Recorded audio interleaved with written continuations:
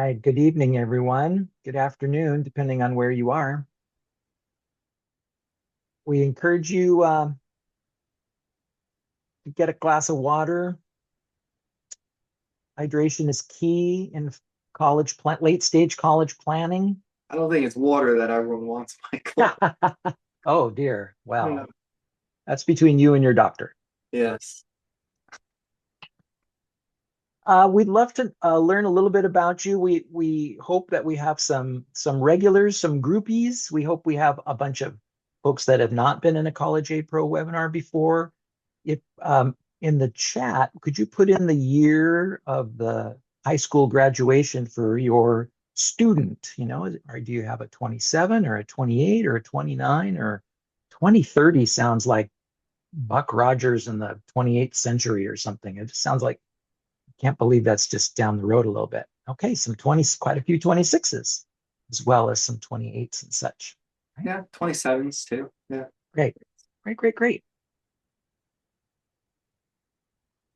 Well, welcome everyone. This is College Aid Pro, and tonight we're talking about important stuff like scholarships, financial aid, and appeals. And you are very fortunate that you've got Kevin Murphy with us tonight, who has You. uh, great expertise. We'll be talking with you and at you for a little while tonight. We want this to be very interactive, so please ping us your questions. We're going to be, or we ask that you use the Q&A feature of Zoom to actually put in your questions because we typically get a lot of questions, which is awesome. But we need to be able to stare just at one place in the Zoom tool so that we can get to as many as we can. So get to the Q&A tool. This webinar is being recorded. Everybody that registered will be getting a link to that in the next day or so. So if you have to um, leave to have dinner or pick somebody up, or you want your spouse to watch later, you'll have that link. You can share that with them and review that again later. So my name is Michael Korch. I'm actually based in Seattle. Behind me, I've got a photo of Heather Lake that's up in the North Cascades that I hiked. I guess it was September before it got really crazy. Really? Yeah. Yes, So, my wife and I went with some other friends from high school and college from a million years ago that we do stuff with. awesome. And it was a lovely walkabout. So, Kevin, I'm talking too much. Please, would you introduce yourself? No, but hold on, you still have to introduce yourself. Oh, I didn't. Oh, geez. Yeah, so I'm Michael Korch. I'm in Seattle. I've got three um, college age students. My oldest is 24. He was part of that unfortunate high school graduating class of 2020 with COVID. He's working and doing great. And then I have 21-year-old twin girls, identical twin girls that are seniors in college this year. One's north of me in a state school called Western Washington University. They have the first environmental science undergraduate degree in the country. And south of me at the University of Portland in Portland, Oregon, is her twin. Also, because they're identical, she's also an environmental science major. I think they have to do all the same things. So I'm just a little bit perhaps ahead of you guys. I came here just like you. I came here 6 or 7 years ago looking for a better solution to lower the price of school because my financial planner just said, just shove more money in the 529, you'll be fine. And then asking the college admissions person that helped my students with essays and school lists, hey, can you help me understand how to lower the cost of school? And she said, I help with everything else. I don't do the money thing. I don't. So it's like, who talks about this? And College A Pro are the experts in the country for this. So you're in the right place if you want to make college more affordable for your family. So Kevin, please. I'll start off by saying I don't have any kids yet. So, but, but I'm literally on the opposite side of the country and of Michael. I'm in New Jersey. One of our colleagues always likes to say down by or down the shore, but I'm in central New Jersey in a town called West Long Branch. Um, I've been doing this since 2018, and I, I love what I do. I think that we're so blessed to help families every single day. It really is. cool and rewarding in terms of going through this process time and time again, year over year. And I've personally worked with somewhere over 1,000 families. I got into this from financial services, so started on that side, but I fell in love with college financial aid, and that's all I do now. But I, I think that's enough about me. What I'll do, Michael, is I'm going to start sharing our screen. But I do have something I didn't mention this earlier. At some point, I want to ask everyone to put in your students like top school, like the school that they really want to go to, because I think what would be cool tonight is to try to use some real world examples. And if we see the names of schools, we'd be able to relate some of what we're talking about to real world examples. And I did not expect names to come through that quick. So thank you. Um, but so, give some thought, everyone. We don't need it this second, but just start putting in the school that your student wants to go. And Mike, That's great. get back over to you. All right. Well, here's our mission, and we're a very mission-driven organization, and it really is about ending the student debt crisis. And how do you do that? Well, you got to start with empowering families to understand where there's leverage, to understand a little bit about the process. You got to learn a little bit about this, not everything and not all the crazy details of all these things, but that's a really important part to understand, because otherwise we're playing checkers and the school's playing chess and we lose. So that's kind of what the mission of this organization is. All right. One other claim to fame for our organization, beyond the amazing kind of experts that we have on the team that help with financial aid as well as admissions, is that we have the best software, I would argue, in my opinion, in the industry. It's used by oodles of financial planners, college planners, college admission folks, and it basically has all the four-year institutions in it, all their cost of attendance information, all their merit scholarship opportunities. And what's great about it is, you probably already know, if your student's looking at 10 schools, you have to go, before this software, you'd have to go to 10 different websites and type in the same information 10 different times to get the net price calculator on the school website to kind of tell you an estimate, which frankly are usually really not accurate at all. So the genesis of this is, because I'm old and grizzled and have a white beard, I remember when I wanted to fly to go see Kevin in New Jersey, I'd have to call United, call Alaska, call Continental, and ask the same question before there was Expedia or Kayak or Travelocity, where now it's all aggregated and you see all the prices you're going to pay for each of the schools. So you put in some financial information about mom and dad, you put some academic information about your student, and all the net prices adjust for the school so you can see what your family would pay for a year at that school. And that's what you want to know. You don't want to know the average. You don't want to know what the neighbor paid, because they have a different situation and everybody can pay different prices. You want to know what your family's going to pay. So if you don't have this, get a free account. You come to our website, collegeaidpro.com. You can see the link.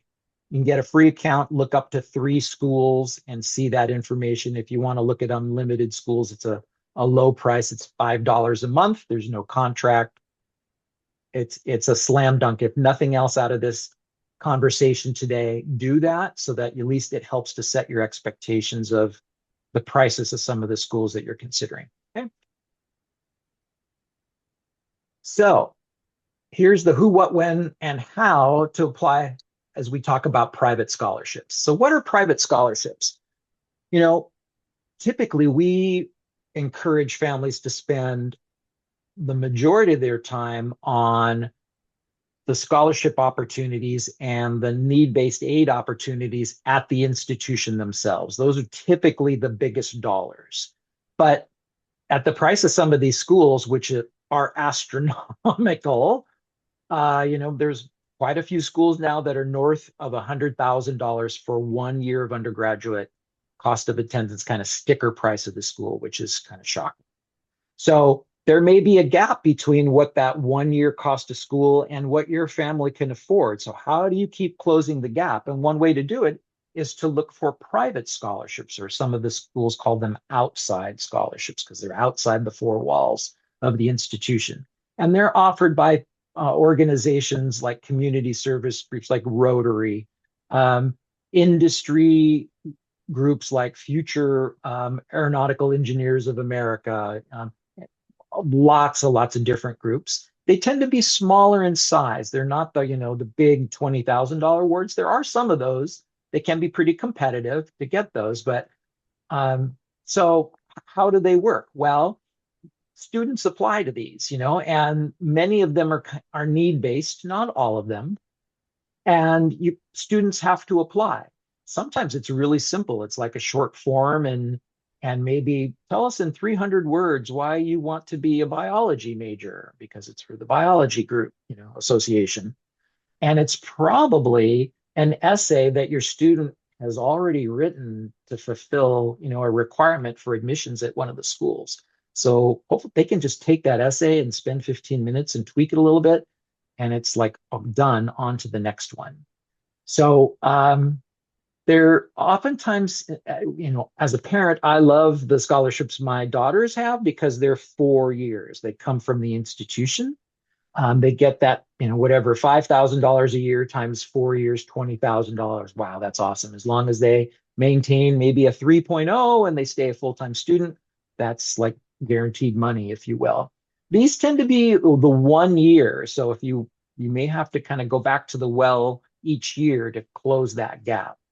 When do we apply to these? Most of the deadlines are now. We have families that are filling this, going after finding and applying for these between December and March of the senior year. So if your student's going to be 2026 and going to be starting school in the fall, now's the time to look for these. A great place to go is talk to your college counselor. They oftentimes will know about some of these, and that's a great place to start. What can you really realistically expect? We say between $1,000 and $3,000 for 10 hours of work. We find, this isn't a guarantee, but this is kind of a metric we've seen, that for 10 hours of work of, probably 10 or 15 applications, your student's going to win one of these scholarships for between $1,000 and $3,000. That's a pretty good ROI actually on the time spent. How do you apply? Similar to admissions, we see here, there's requirements and deadline vary. So you got to look at the detail page for that scholarship. We actually have inside the MyCap software, we have a private scholarship tool with more than $9 billion worth of private scholarships. That's a great place you could search. There's some other tools on the internet as well. Thank you, Kevin. All right. So really important, we always say, shop local, start local rather than, you go to scholarships.com, which is a good site, or fastweb.com is another good one. Of course, being a retired software marketing guy like myself, I would be promoting the same thing. The Amazon AWS $40,000 award, that's kind of like winning Powerball, and you're going to get some serious competition. So start local. Use Google and search for incoming freshman scholarships for my town, for my county, and kind of, in concentric circles, kind of work your way out to the state and look at those lists and do some research that way. On average, as you see here, that's all right. Another important point of this is that local scholarships are awarded May to June, and you've already said yes to a school. And that's one of the nice things about these private scholarships. These are not typically tied to one institution. Like, this is the award for Syracuse. It's like, this is an award for like wherever you're going to go to an accredited four-year institution. Sometimes they'll send the check directly to the school on behalf of your students. Sometimes they'll ask. If they ask, get a personal check, and you can put that one in the pocket and then start taking care of some of those expenses now. Okay.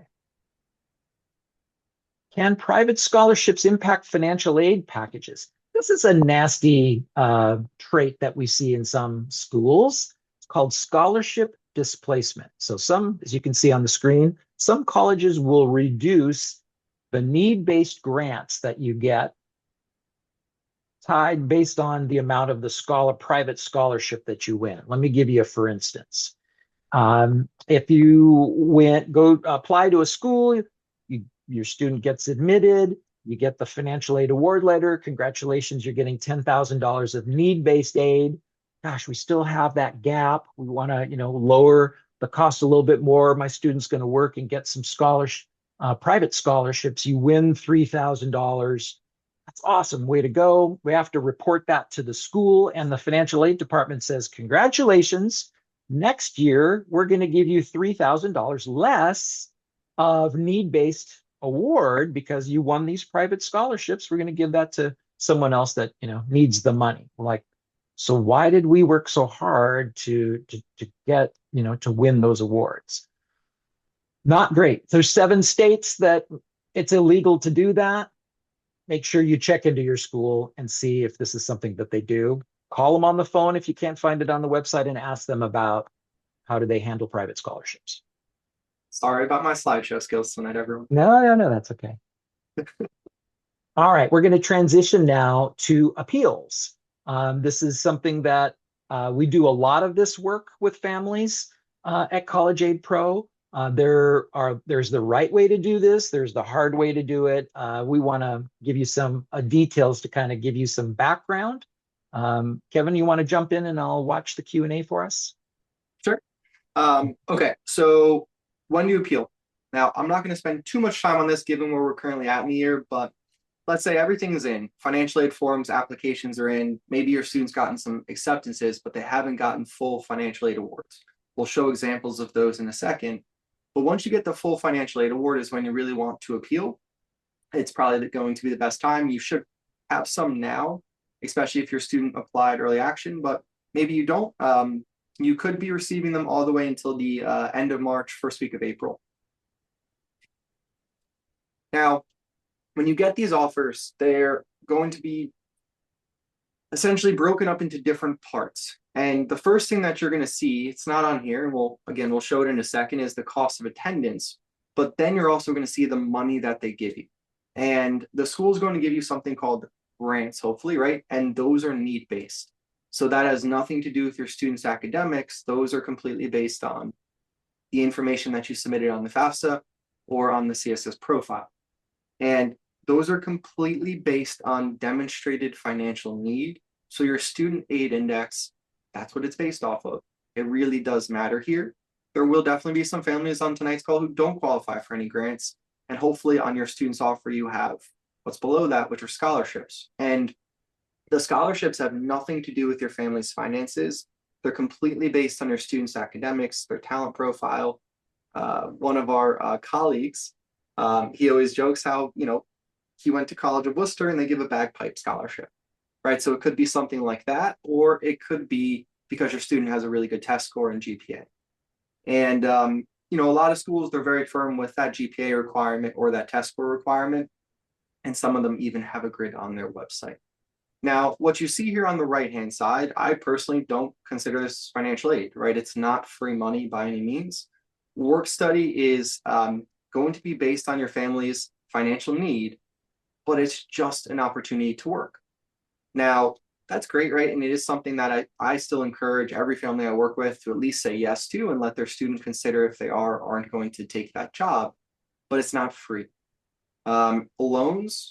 Loans are going to be either the federal direct student loan, which is the only loan your student can take without a co-signer, or you may also see, as we'll show on an award from USC in a second, something called the Parent Plus loan, which is a loan just for parents to take. Both of those are backed by the government. Now, you can see here, and let me just click through the different things here. So you can see here, this is a financial aid award from USC, and they do show the total cost of attendance up top here on the right, which now I believe it's over 100 grand, but a couple years ago it was 97,000. And you'll see tuition, mandatory fees, but then also housing, dining, books, transportation, personal, all of that. Every single college has to legally estimate these expenses, and you will see this on your financial aid award. You would also see it on their website. Now, that's the full itemized breakdown, but they're saying, okay, we're going to give you financial aid, but it's $53,000 of loans and work study. Federal work study, 3,250. Loans, a total of 5,500 in the student name, and then the parent plus loan, 44,000. They're saying the remaining cost is 44,000, but that's not true, right? Because getting from the 97 to the 44, it's all through loans. So sometimes you have to be careful. You have to look out for this. Don't just go straight to the bottom number and look at the estimated remaining costs, but look at the full breakdown and how much is free versus how much isn't free. Now, a school that does this in a very, very clear way is Drexel. They show all of the free money and they categorize it as gift aid, right? And it would be scholarships, grants, and here's some federal grants as well. And then they show separately any essentially loans and work study, aka self-help. And you can see here that it's additional financing options. It's not factored into this calculation up top here. So this is how you really should look at the numbers and think of loans and work study as a way to help pay, but not as a way to essentially reduce how much you're going to ultimately owe. Now, in terms of who, so that's going to depend on the type of appeal. There are merit appeals, which are going to be to the Office of Admissions. And that's, we'll talk about this in a second, but that's going to be your student, right? Your student's going to be reaching out to the Office of Admissions. And then there are need-based appeals to the Office of Financial Aid. Can you do both? Yes. I know it says potentially here, it's going to really depend on the school and everything else, but yes, you can in theory do both. It's going to be really important to know the school that you're appealing to, what strategy is going to work better, right? And at some schools, maybe that merit appeal is going to work better. At other schools, maybe that need-based appeal is going to work better.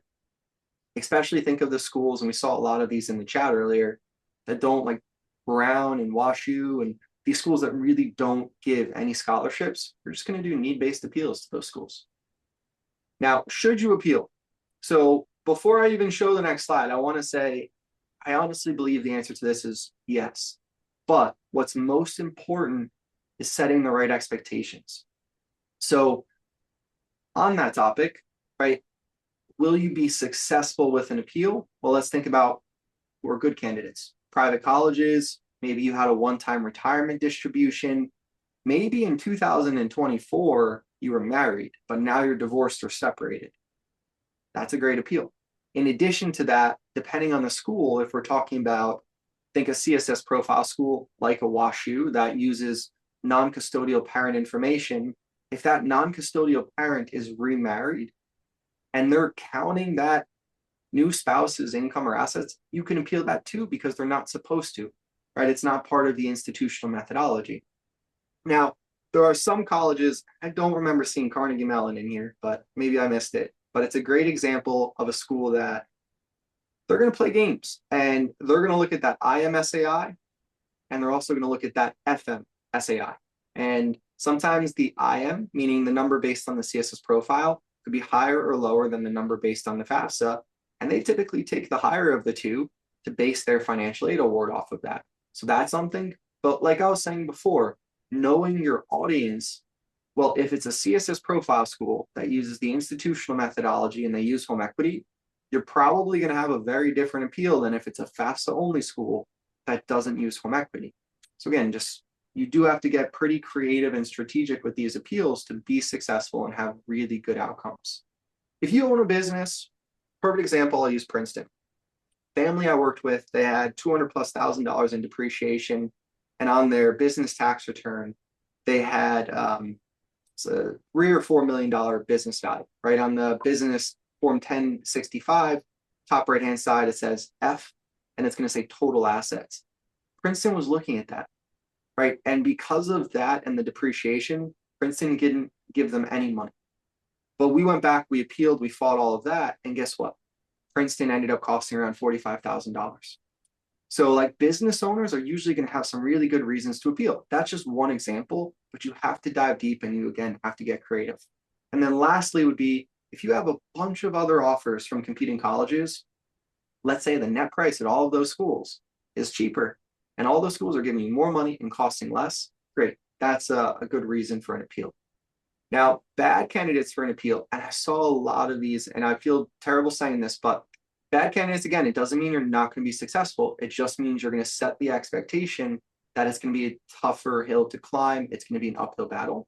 But for example, we have Virginia Tech. I saw someone write that. Appealing to Virginia Tech, it's a flagship public university. It's definitely going to be challenging. And if you have no changes in your financial situation, if you have no, one-time income or just special circumstances, it's going to be an uphill battle. Some other schools that were in here, Clemson, University of Washington by you, Michael, like those big flagship public universities, they're tough to appeal to. Again, not impossible. I know last year we got more money from University of Arizona, Rutgers, UConn, University of Michigan, Michigan State. I could probably go on, but again, it's difficult. Now, in terms of how do you appeal? Well, first things first is you need to understand what income information they're looking at. So your financial aid award would be based on, at this point, 2-year-old tax returns. They are using your 2024 tax return. And this is all largely based off of a number called your adjusted gross income, which is on line 11 of your 2024 tax return. So it's going to be good to look at that AGI for 2024 and then look at it for 2025 as well. And just one helpful tip, because financially it is reevaluated every year, is that students have what's called an income allowance on the FAFSA. And that's essentially what they can make before it counts against your family for financial aid. And that for the class of 26-27 for that school year is going to be $11,770. The year before was around 11,560 or 550. So you can see it kind of goes up a little bit every year, but it doesn't go up significantly.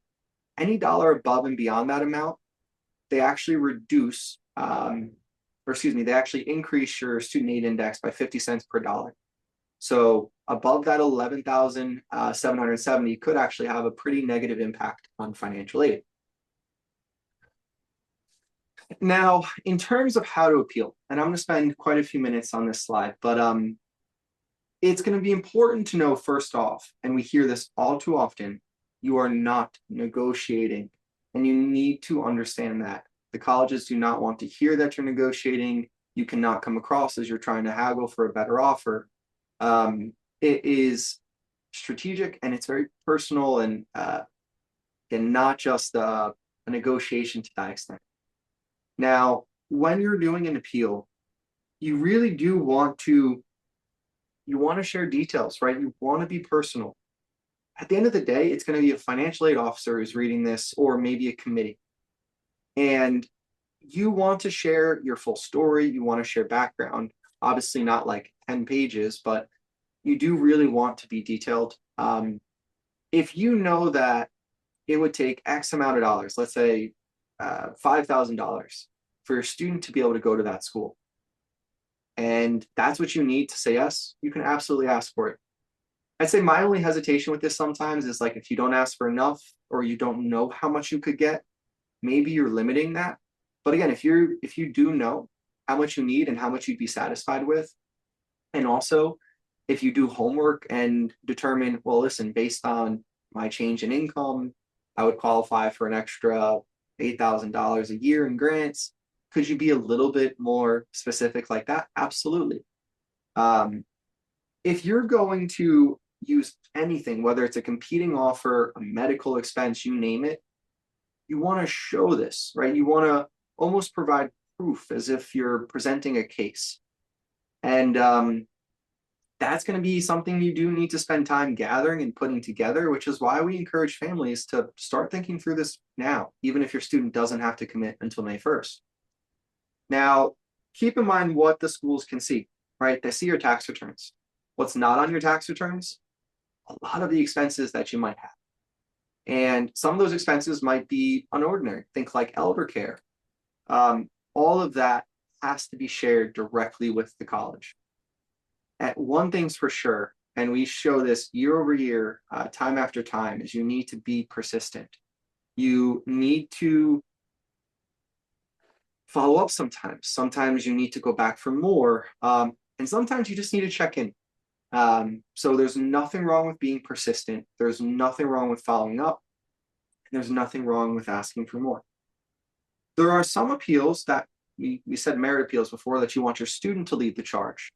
But then there are also some appeals where, from a need-based perspective, you as a parent will lead the charge because students can't really dive too deep into, loss of income, expenses, things like that, right? So again, know your appeal type. That's going to determine whether it's you or your student leading the charge. And then lastly is you do want to get this done before you place an enrollment deposit. And some schools, they actually have appeal deadlines. Like Boston University, they just released early decision 2 results, I believe it was last week, and their appeal deadline is tomorrow night, right? You have to submit it by tomorrow night, and they'll give you a response. I believe it's by the 21st, and students have to commit by the 23rd.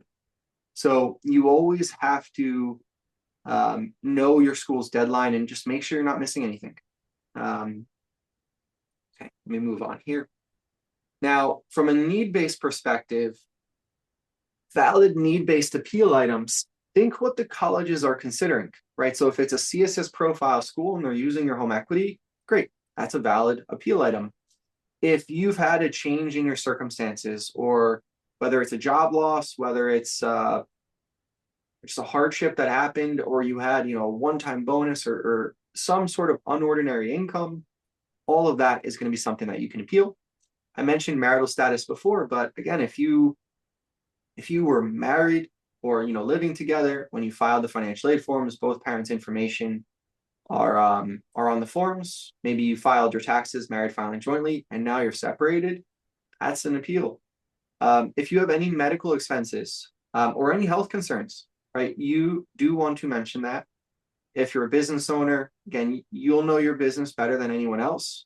You'll also know what the schools are kind of able to see, right? It's not 100% easy to figure that out, but if you know what's on your tax returns and you know what the schools are looking at and you own a business, there you go. That's going to be a valid appeal item.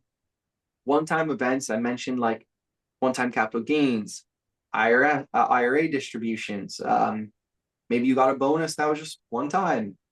All of that's appealable. And lastly, cash flow strains. So think anything that you're spending on a monthly basis that is not reflected in the financial aid forms and just not part of, I'd say, like ordinary expenses like food or utilities or things like that, then you absolutely could mention that as well.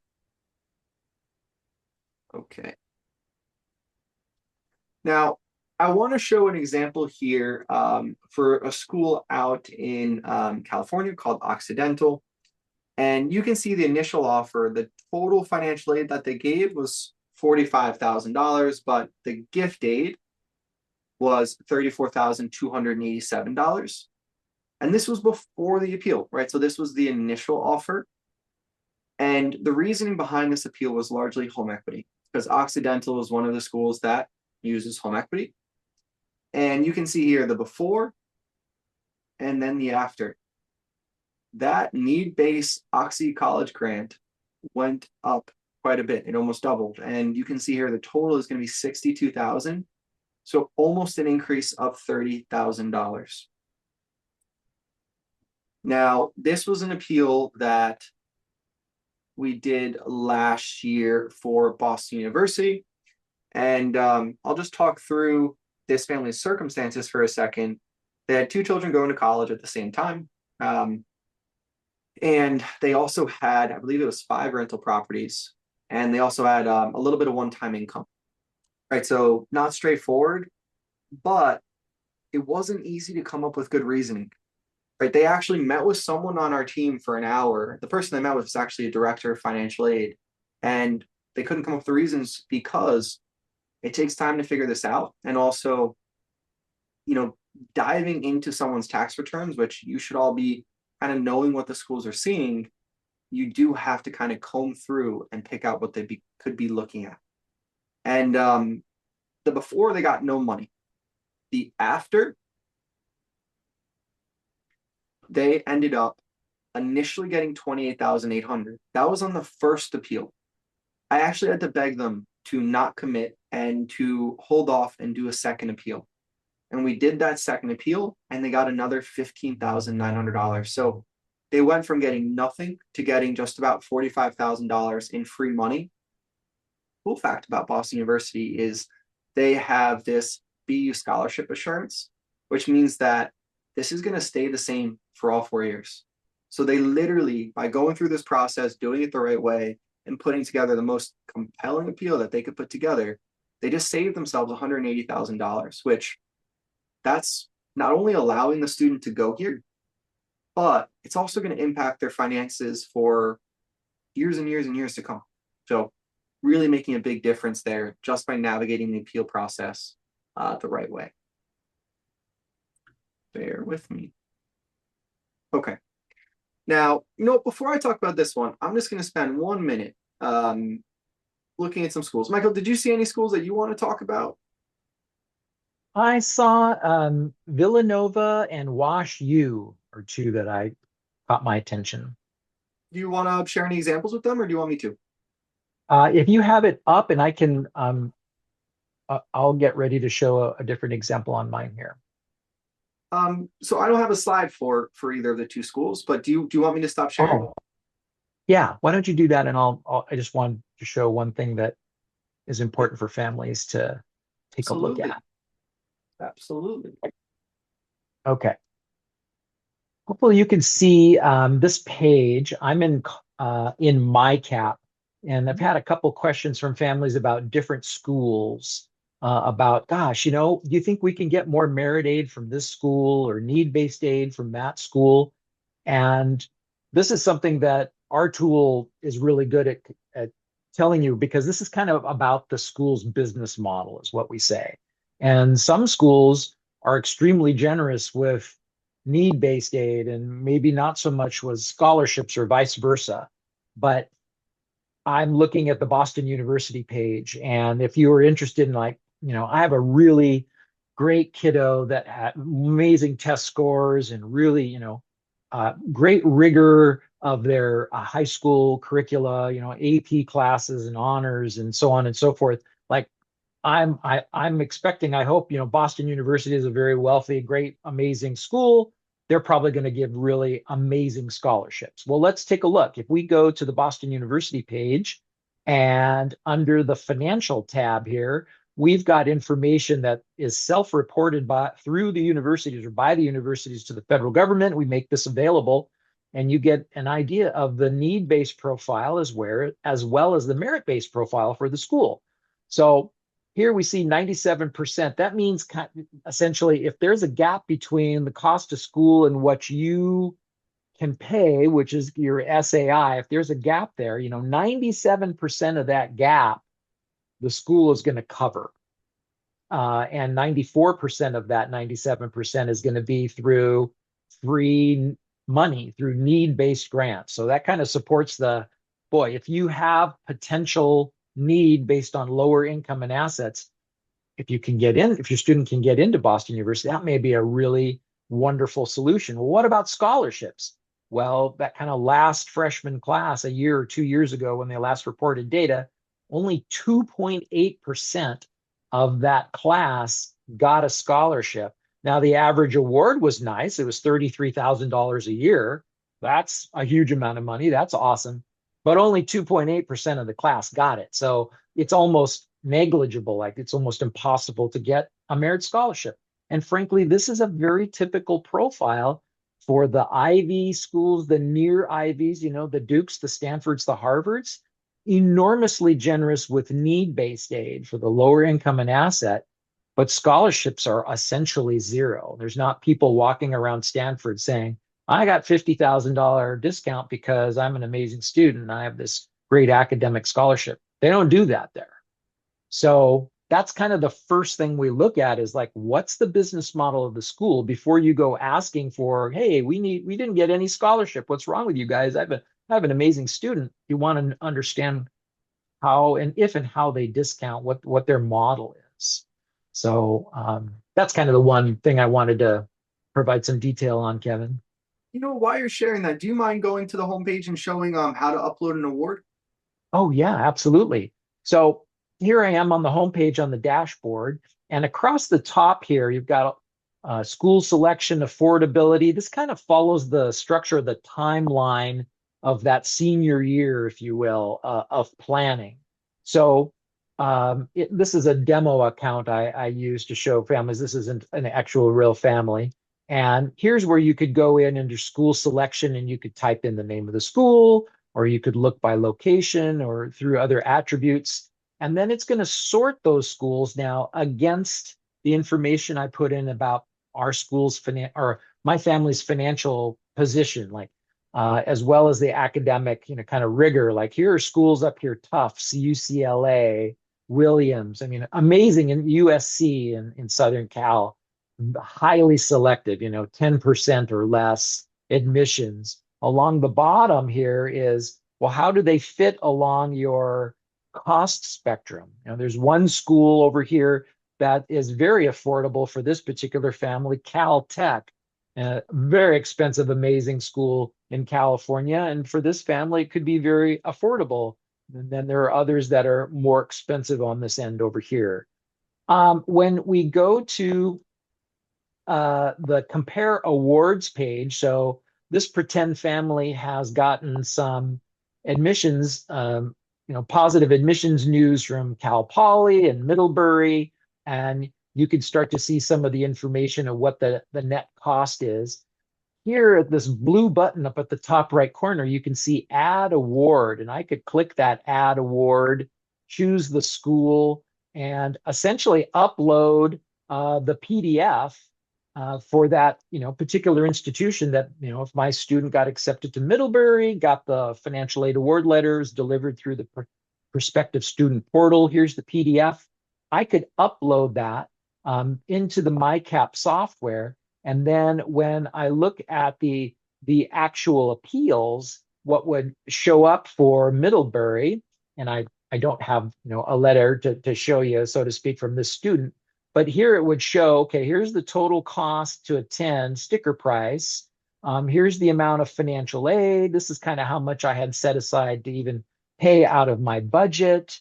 Boy, there's almost a $32,000 funding gap between what it's going to cost and what we can pay. When you upload that award letter, all the details about the financial aid award is going to be populated. It'll parse through the letter, put the numbers in here. You also can come in here and you could do it manually if you wanted to, and type in the numbers. And so it'll adjust the price. And that enables you to really, rather than staring at all these letters and like, what are these things going to cost? It's going to be one place to look, and you're going to be able to compare the cost apples to apples, and like, what's the net cost to our family for 1 year at Middlebury versus USC versus whatever schools your student's been accepted to. So really important, really lovely that it will do that work for you and kind of help you understand what the implications, the cost is for that. Absolutely. You guys have been doing a great job asking questions. Lots of good questions that have been coming in. So thank you for that. Anything else we should show inside the product right now, Kevin? No, We that's didn't okay. cover? I Okay. will I'll go back to sharing, and that's my fault. We should have shared it a little earlier, but I will go back here to sharing some slides. And again, I'm looking at every single school you guys wrote in the chat, and I'm still trying to figure out ways that I can incorporate this. But we had a question come in, and this is a little bit opposite of the question, but I think this is a good example because it's a unique situation. But I know I've personally worked with a few families that this is applied to. Similar, not exact, but so this particular family's their income was 90 grand in 2023. But the bigger consideration is that $1.5 million in non-retirement assets that were listed. Now, yes, the income dropped because dad unfortunately became permanently disabled. So the income went from 90 to 45, which, yeah, that would help, right? That would make them Pell eligible. That would definitely change things. But that $1.5 million was still there. So we appealed due to the drop in income, but more so because that $1.5 million was what he needed to essentially provide for his family for the rest of his life. Think like income replacement. And the original award, they got $33,379 in need-based grants. But after the appeal, they got an additional $22,000. What that tells me is the school didn't remove the full $1.5 million, but they removed some of it, right? And they also adjusted the income. So because of that, right, it made a really big difference, especially in this circumstance. And someone mentioned before, what are the chances of getting a discount if you have liquid assets and are not low income at BU?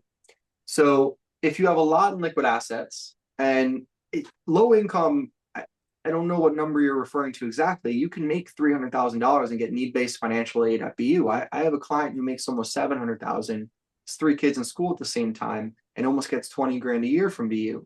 But if you have really high income, let's say your income's seven figures, and let's say your assets are seven figures. No, I mean it's going to be impossible to get more money from BU on a need-based appeal. Merit appeals are also hard there because BU is a really competitive school. One of the things that we're going to share in a little bit, but like if you don't know if you have a case to appeal, if you're kind of curious if really an appeal even makes sense for your family, we're going to share a link where we'll do a quick appeal assessment to determine if you can or can't appeal. We'll share that. I think Michael, you were sharing that earlier in the Mhm. yeah, in the chat, but we'll share that in just a little bit. But I see a lot of big flagship public universities come in, CU Boulder, Auburn, schools like that. Again, I'm not saying don't appeal, and we have been successful at some of these schools, but those big flagship public universities are definitely tough to appeal to. Emory, Emory is going to be a school where you're going to need to do a need-based appeal, right? Emory doesn't give much, if any, merit scholarships. So I'll keep going back to some of these schools to just continue trying to reference them throughout. Now, another example, and I'll be honest, Syracuse made the New York Times last year, and I hope a lot of you maybe read that article. It just proves don't take the first offer. But last year, this particular student got nothing. No merit aid, no need-based aid, nothing. Syracuse is $98,000. And what we did was we did a merit appeal, right? And we highlighted what we could highlight in terms of new information. We leveraged competing offers, and they went from getting nothing, took I think 6 appeals, to going from nothing to 5,000 to 20,000, all the way up to $60,000 a year. That ultimately saved them, and that was all merit scholarships. That ultimately saved them $240,000. Right, and again, like when we're going through this process with families, you probably too, right, would get really, really happy and excited if you got an extra 20 grand a year from Syracuse. But what we can tell you knowing this is like, no, you deserve more. But also, no, we just saw another family get 50 a year or 60 a year. You can keep pushing. So knowing when to go back and knowing how to keep pushing, that's really, really important. And that could really make the difference. This family too was ready to commit after the second appeal from getting 5 or 20 to getting $60,000 a year in extra aid. But this is an old slide from last year. So we obviously have quite a bit of success with this process. These are just some of the examples. We did hundreds of appeals last year, but we obviously could not fit all of them on one slide. But just to show the range, right? Like an appeal, I think this is still a really successful appeal to Arcadia. They got an extra 2 grand a year. $2,000 times 4 is $8,000 that family just saved. Like to me, that's still a really good outcome. There was no more money there. They actually got a really, really good deal from Arcadia. But you can see some of these other appeals, like Colby here in the middle. That was $74,000. And no, that wasn't a merit appeal. This was based on a job loss. But they went from nothing to getting $74,000, and it made that school financially feasible. I saw Middlebury come through earlier, and I actually want to share an example. I did the same appeal for Colby, Wesleyan, and Middlebury. Colby and Wesleyan both came back with about the same amount of money. Middlebury came back with nothing. And we pushed and we pushed and we pushed, and they would not budge. The reason I'm sharing this is because schools handle appeals differently. And sometimes you might get a school that's a good actor and easy to work with, or you might get a school that's a bad actor and really difficult to work with. And I'm not saying Middlebury is, but that's something too, that when you're going through this process and your students trying to pick where they're going to be for the next 4 years, if you have a really bad experience now, it's not going to get better next year, the year after, the year after that. So I really do encourage the families kind of keep in mind the experience that they have throughout this process, how the school's treating them, how easy they are to deal with, or how difficult they are to deal with. Um, but some other examples here, you can see Emory, I believe this was like $24,000 a year, public university, College of Charleston, right? They got an extra, I believe it was $8,000 a year. Syracuse, we had some smaller outcomes, right? For the families who maybe initially got quite a bit of money, you can't get an extra 60 grand, right? You might only be able to get an extra 10 grand to get it up to the 60. Brown here, this is going to be a need-based appeal. I saw someone wrote Brown into the chat before, and that was totally based on financial circumstances, not based on merit. Just we could go on and on and on. Last year we got over 6 million on appeal for the whole class of 2025. This year so far we're at just about 1 million for mostly early decision families, or students who applied early decision.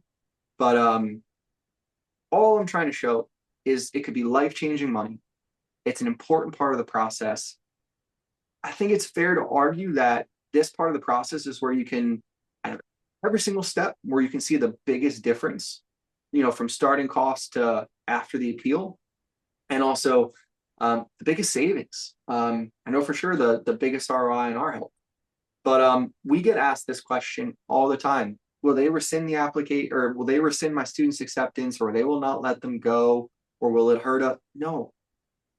Do not be afraid to appeal. Do not be afraid to, voice your concerns, ask for more money, whether it be to the Office of Admissions from a merit perspective, or the Office of Financial Aid from a need-based perspective. And this is something that maybe you have to do it sophomore year. Maybe you have to do it junior year. Maybe you have to do it senior year. It's something that every single year your students in college, if you have any hardships, if you have anything going on, you can always go back to the financial aid office to ask for more. Doing a merit appeal sophomore, junior, and senior year, don't count on that. But not saying it's guaranteed not to work, but definitely the school's less incentivized to give merit at that point. But from a financial aid perspective, again, you can always go back to the school. You can always go back to the school and ask for more. But I do want to share something else for a second. So I'm going to stop sharing. I'm going to put this in the chat as well. That's going to have all the details. That's also going to have the recording tomorrow. And I'm going to share it so we can talk through it, and then maybe we'll have a minute or two to answer a couple of these questions. Okay.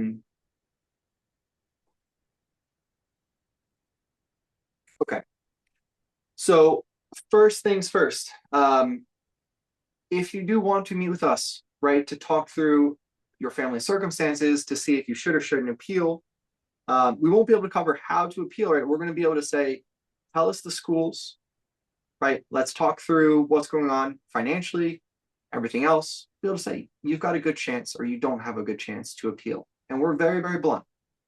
We will flat out tell you, you have no chance to get more money if that is the case. And if we believe that you're going to get quite a bit more money on appeal, we will tell you as well. But you do have to book this by Friday. Honestly, I would really suggest that you even consider booking it tonight. Our times do fill up really fast, especially right now with appeals. And you do have to meet with us before March 1st, meaning you have to meet with us here by Saturday, the 28th, for the meeting to be free. We do offer help with this process. Someone asked in the very, very beginning of the call, so I shared it. I shared the link, but we do offer help with the appeals process. And then Michael shared, our DIY software earlier as well, which this is an option as well. And you can see here $4.99 a month. And then tomorrow you will be able to see the recording here. But I'm going to drop the link one more time in the chat. Again, I would encourage everyone to talk to us, talk through the offers, and see if you have a good chance or a bad chance at appealing. I'll put it right here. And yeah, anything you want to add here, Michael, or can I stop sharing this? We'll answer one or two questions and then call it a night. No, thank you. I'm just trying to get a couple more answers. Maybe we can look at a couple questions and see if we can answer those live, perhaps. Yeah, absolutely. So here, I'll answer this one here. If we need to go back to a school junior year for hardship change in income, should the parents do it or should the student? So that is something that I was just saying before, where it's like know the type of appeal, and the parent should be the one to talk about a change in income. I I've never had a student reach out to a financial aid office and say, my parents lost their job. Can you give me more support? I've always had it come from the parents, but your student could say how important it is for them to be able to go there and how much it would mean to them. So they could still be involved, but you're the one who knows the numbers. You're the one who needs to be detailed and strategic with that appeal. Um, Rohan asked a question about the appeals package, and I answered earlier that we are currently running a President's Day sale promo, and is it 16% off of the price of the package? Yes, it is. So it's 16% off of the full price of the package. So that's answering Rohan's questions there. Put another question or two, guys, into the chat. Let me look through see if I missed anything over here. I, I can share real quickly of my situation with my twins. I had freshman year, my daughter was accepted to my alma mater, the University of Puget Sound in lovely Tacoma, Washington. Really good offer. Didn't really have a great environmental science program, have an amazing biology program. She also got accepted to the University of Portland, which was more expensive, didn't give as much aid, but had a renowned environmental science program. So she was really torn. I mean, she's one of those kids that like cares about the money and felt some weight about that and affecting her decision. So she and I teamed up together. She wrote a short little note, email note to her admissions person at Portland, saying, "Gosh, I really want to come there. It's a great school. It's the right program for me, but boy, this is more money than we were expecting. And my parents are going to appeal. I just wanted you to know." It's kind of like this adulting moment. I just giving you a heads up so you're aware of the situation, and got a very positive response from that. And then she and I worked on the kind of the parents letter, if you will. And I literally included the PDF from the Tacoma school of here's the financial aid offer. Would you consider, matching that or kind of coming close to that? And within 3 days, we got a response from the director of financial aid at Portland saying, we'll match it. We'll match it. So that was $10,000 a year, so that's the most valuable email certainly I'll ever I'll ever send. So that was materially very significant to my family. There's lots of variables, as you probably learned from tonight. There is no one set, like, okay, this is the appeal strategy and this works for every school in every situation. There's really no such thing. There's a lot of nuance. But that just to say, uh, that worked. And we're really good at building the strategy and executing, helping families with that. That's the hardest part of the appeal, right? Is figuring Mhm. out, and we're making it Yes. probably sound easy before, but it's like what reasons are going to work at that particular school.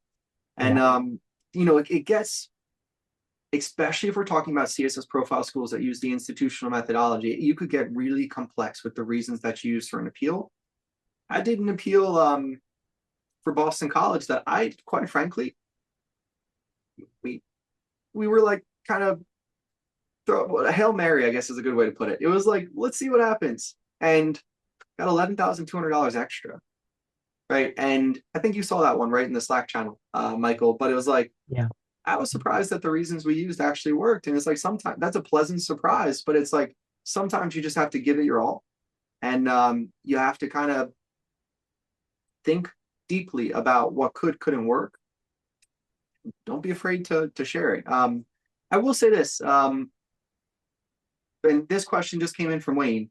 We're waiting to hear, right? We don't have any offers. What do we still talk to you? Please. So again, I can't guarantee that you're always gonna be able to talk to us or meet with us. We said that you do have to book it by 2:20 and meet with us by 3:1 for it to stay free, but we can tell we are literally experts at this. We do countless appeals every single year. If you tell us the schools your students interested in, and we know the circumstances, we're going to know if you have a good chance or a bad chance. Now, could things change a little bit based on the offer? A little bit, but it's not going to change if you have a good chance or a bad chance. And that's the whole purpose. We're trying to see, do you even have the ability to appeal or do you not? And will you be successful or will you not? No, there's no limit to how many times you can go back to a school, but I will say, they'll say this is it. This is the final. They'll tell you. I've seen that countless times. Another thing too, some schools, they only review the first appeal. So for example, I just did an appeal at Bates and they don't reevaluate. And that's why it's so important to get an appeal right the first time. You can't go back 5 more times and use different reasons and you're like, oops, I forgot it in the first one. You do really want to get it right that first time. And, you know, that particular family, had they not gotten it right the first time at Bates and they didn't do a good job, left a lot of stuff out, Bates isn't going to look at it again. There are some other colleges like that too. So a couple things. One, that first appeal is the most important. Two, if you don't have any offers, please still take us up on this. Please still meet with us. I think we're out of time, my friend, aren't we? We are. All right, I'm going to drop the link in here once more. But this was awesome. Thank you so much for making time out of, we know everybody's super busy, and it was great. I hope you found some value that kind of cleared some of the fog or gave you maybe a next step to take, and take advantage of the opportunity to meet with us for a few minutes and just like Kevin said, and see if there's an opportunity and how we could help you. We have a lot of DIYers that join us, which is totally awesome too. And boy, we have a YouTube channel full of videos. We have a bunch of blogs. We have the software where it can kind of help set your expectations of what, the school will provide, which is better than 98% of the families out there. Trust us. So take advantage of that. Take advantage of us if we can try to help. I think the stat is 80% of families take the first offer. Yeah. Right. And it's like, and you and me have the same reaction, but it's like, guys, Oh my don't take gosh. that first offer. Yeah. But no, thank you so much. This part of the process, I know we're getting towards the finish line. It's stressful. We get that. Take a deep breath. Please hang in there. You are almost there. May 1st is not too far away. But not trying to sound cliche, but everything really does work out in the end. Just don't skip this most important step in the process. So hope everyone has a good night. This was fun, Michael. Thank you so much, Kevin.